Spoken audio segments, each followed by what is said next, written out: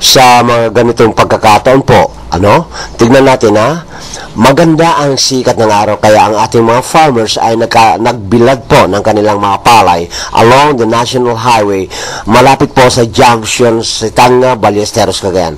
But ito na po ang naging problema sa hindi inaasahang pagkakataon, bigla pong bumuhos ang napakalakas na ulan. Kaya po nahirapan ang ating mga farmers na isilong o kaya i-safety ang kanilang nakabilad na palay. At ang nangyari, basang-basa nga itong mga palay at maaring masira ito kung hindi magawan ng paraan. Ayan, tignan natin po itong naiwan pang mga palay dito sa may pavement, at kitang-kita natin na basang-basa ito.